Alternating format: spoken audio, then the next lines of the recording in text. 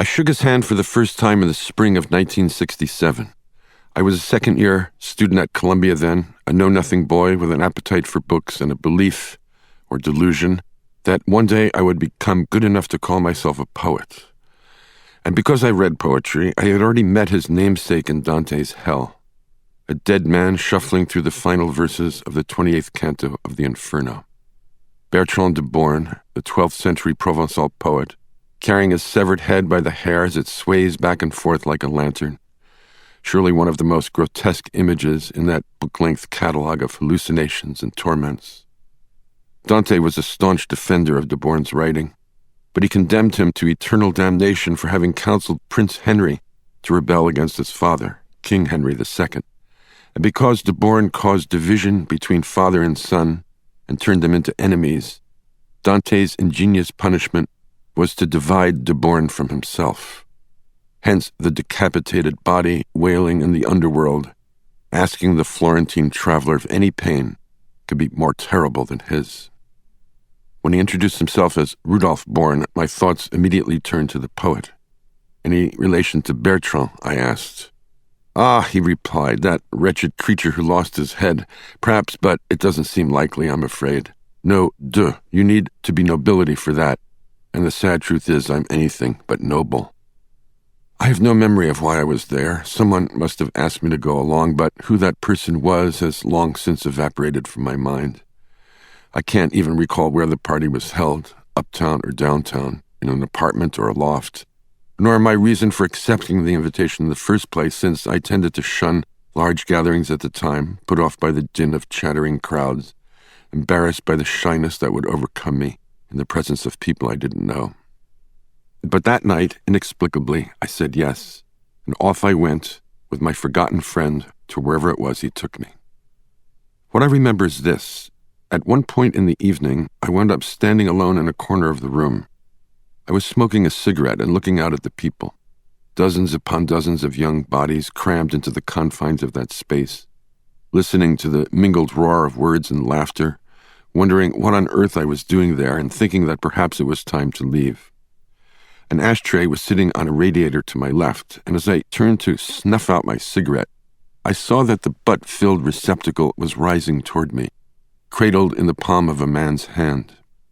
Without my noticing them, two people had just sat down on the radiator, a man and a woman, both of them older than I was, no doubt older than anyone else in the room. He around 35, she in her late 20s or early 30s. They made an incongruous pair, I felt. Born in a rumpled, somewhat soiled white linen suit with an equally rumpled white shirt under the jacket, and the woman, whose name turned out to be Margot, dressed all in black. When I thanked him for the ashtray, he gave me a brief, courteous nod and said, "My pleasure," with the slightest hint of a foreign accent. French or German, I couldn't tell which, since his English was almost flawless. What else did I see in those first moments? Pale skin, unkempt reddish hair, cut shorter than the hair of most men at the time. A broad, handsome face with nothing particularly distinctive about it. A generic face somehow, a face that would become invisible in any crowd. And steady brown eyes, the probing eyes of a man who seemed to be afraid of nothing. Neither thin nor heavy, neither tall nor short, but for all that an impression of physical strength, perhaps because of the thickness of his hands.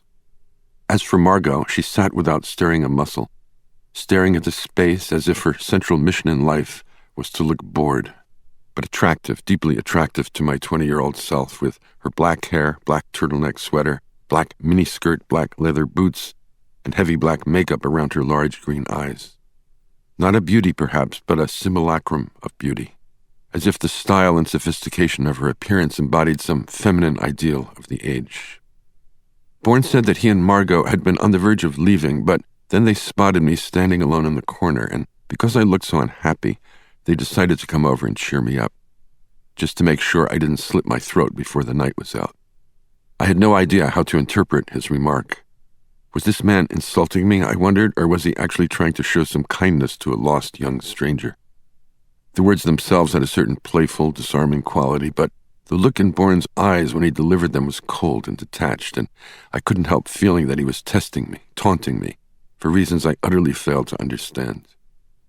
I shrugged, gave him a little smile, and said, Believe it or not, I'm having the time of my life." That was when he stood up, shook my hand, and told me his name. After my question about Bertrand de Born, he introduced me to Margot, who smiled at me in silence and then returned to her job of staring blankly into space. "Judging by your age," Born said, "and judging by your knowledge of obscure poets, I would guess you're a student. Student of literature, no doubt. NYU or Columbia?" "Columbia." "Columbia," he sighed, "such a dreary place." "Do you know it?" "I've been teaching at the School of International Affairs since September. A visiting professor with a 1-year appointment. Thankfully, it's April now, and I'll be going back to Paris in 2 months." "So you're French. By circumstance, inclination, and passport, but Swiss by birth." "French-Swiss or German-Swiss? I'm hearing a little of both in your voice." Born made a little clucking noise with his tongue and then looked me closely in the eye. "You have a sensitive ear," he said. "As a matter of fact, I am both, the hybrid product of a German-speaking mother and a French-speaking father. I grew up switching back and forth between the two languages." Unsure of what to say next, I paused for a moment and then asked an innocuous question. "And what are you teaching at our dismal university?"